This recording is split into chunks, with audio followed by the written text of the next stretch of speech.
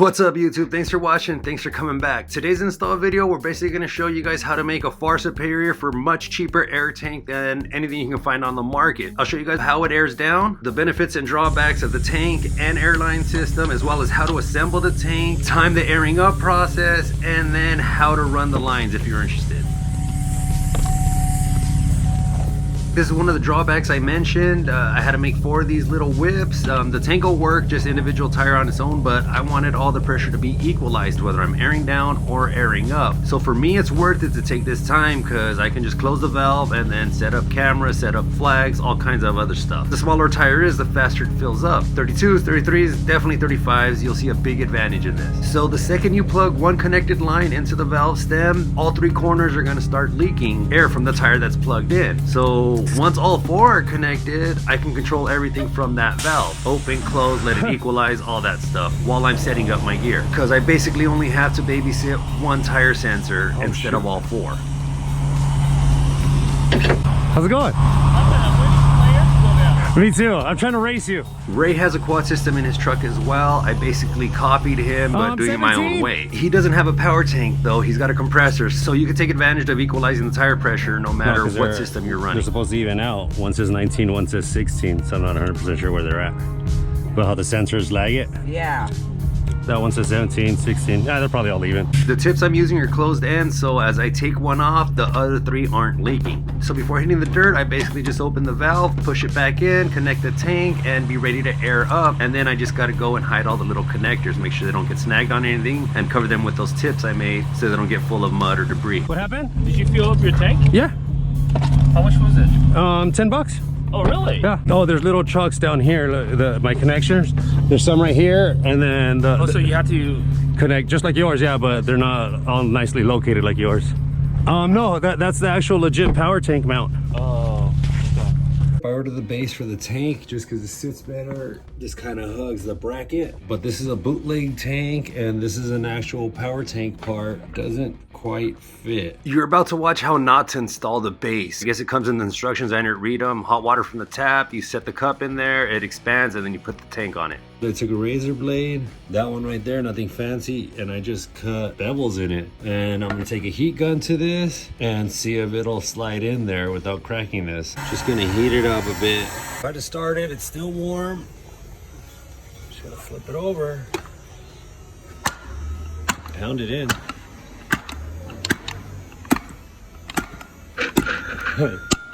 That's it. The bottom lip hangs on to this lip just so it's suspended better. So that's why I wanted the plastic piece. You don't need it, but it does give you more mounting options.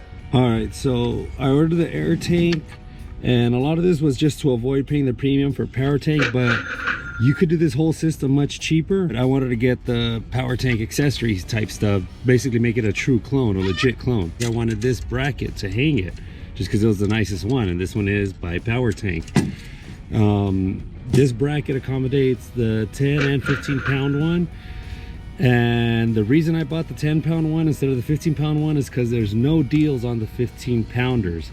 The 10 ones are very inexpensive. The 20 pounders are inexpensive too, but it's too big and bulky to be abusing. So, and then the 15 pounder one costs more than the 20 pounder. I bought this too, just to make sure that there's no extra leaks. You just put this on and you tighten it down with an Allen wrench right in there. And when you refill these tanks, you are going to want to remove this.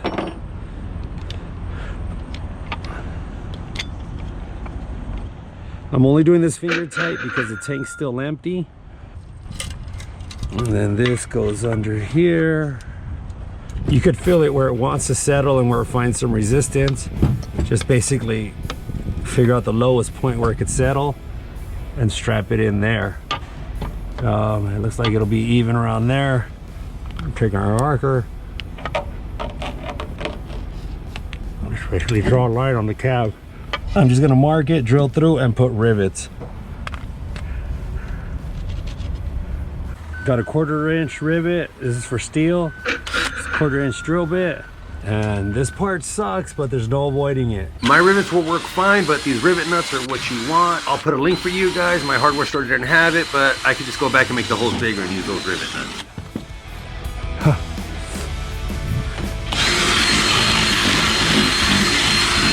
was worried I was leaving dimples on the outside. So, all right, now I gotta find a way to do paint protection or rust prevention. All right, so I got just some Rust-Oleum.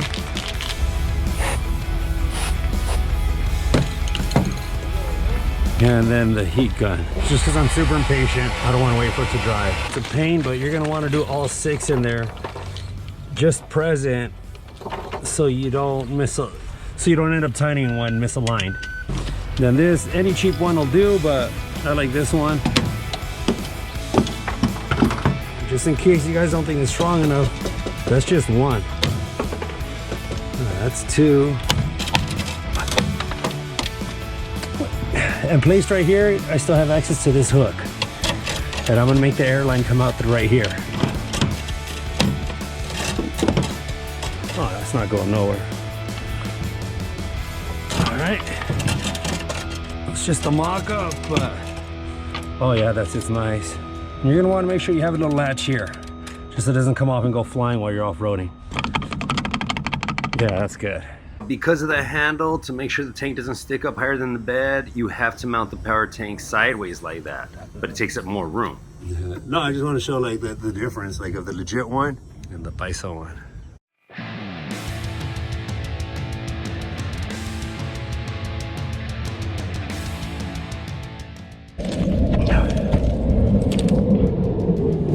The hell is that? Oh, it's a plane. I thought that was one of us holding ass.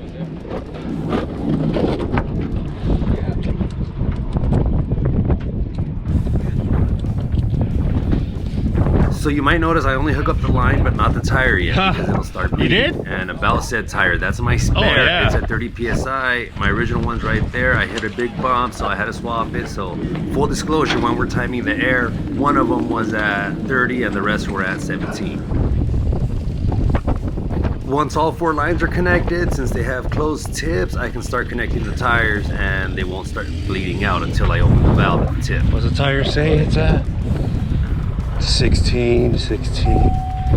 All right. I just open the black valve on top and then I open the valve for the lines, and air from the tires are rushing back into it until I open the valve from the regulator, so the pressure just beats and starts flowing the other way.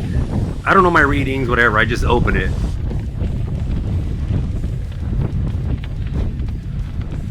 What's it say? I don't know how much to open it. I'm just timing it to see how long it'll take to air up.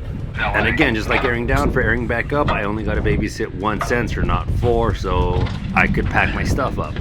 It's 2 minutes barely. Wow. 38, shoot.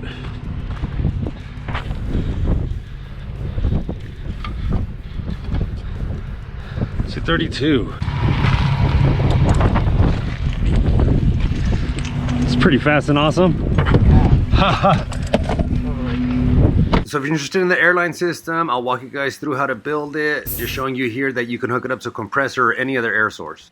And just so I know where I stand, it looks like I'll get about 5 refills out of it. It's at 23 right now. It started at 25 full. Let's take these off. So I'll probably drill a little hole through here and have the line come out through here. All right, I just threw the big 1/2 inch one in here and the dot, and be careful, man. You see that mark on my thumb? That's how I did this. I'm too scared of it. Come on. Damn. Oh, I didn't mess it up. There. And now the line, this is gonna be the line that I'm gonna run. See, it fits perfect. It'll just snake out through there. So that's the line coming out to the cab. I'll show you guys how it was ran right now. So I'm under the truck right now in the cavity on the bed sides, just showing you guys where the line came through. So right there, I ran it under the frame. That's to go to the passenger side, under the bed, I mean. It's just 1 T. And then I ran it down to another T, and I snaked that into the frame. That goes all the way to the front. So my first connector is here. I'll show you guys how to make those. And I just did that so it doesn't get full of mud and whatnot, all that stuff. And I'll show you guys how to protect the lines right now. Like right here.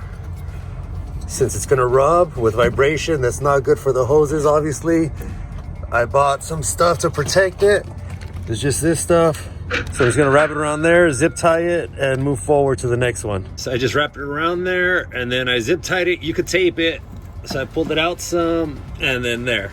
It just sits where it would rub. And there you can see it, look, that's where it goes in. And just keeps going through. And it goes all the way to the front there. The line comes out through here, and then I plunge it under there. And I didn't purposely address it to anything here, because it comes out here, and if it ever gets snagged on the tire, I don't want it ripping out any electrical or any other lines, brake lines, cables, nothing. So it just comes out through here. And the way the soft fenders are on the ZR2, I just tuck it back under there. And it stays with enough pressure. I just push this back, and that's it. Ray on his Raptor, the Raptors have hard plastic lines, so he was able to insert it right here and install it. So the exposed tip is right here.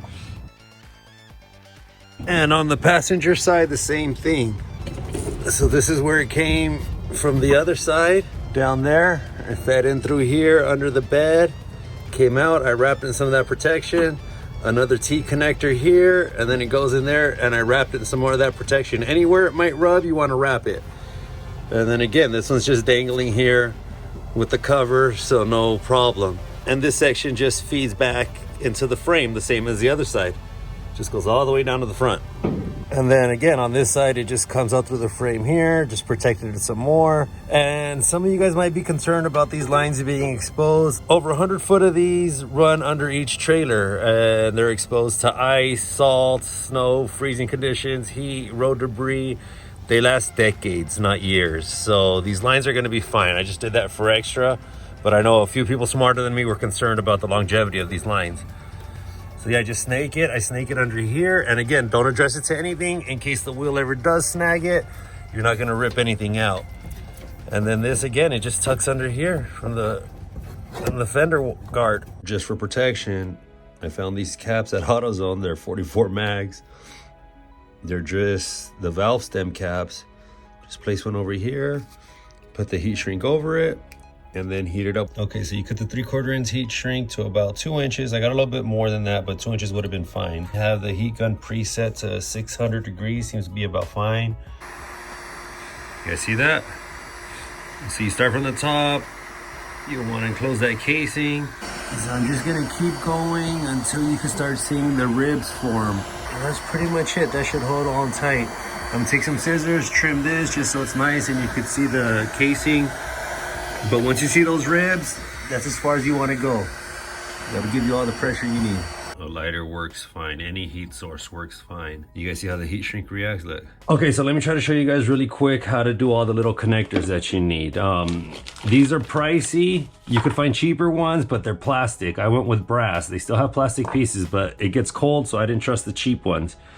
This is the heat shrink. It just comes in a tube. It's 3/4 inch. I got all my stuff at hardware stores, but I'll put Amazon links for you guys if I could find them. I encourage you guys to go to the hardware stores though. So this is the part that goes hooked up to the tank. This is the male end.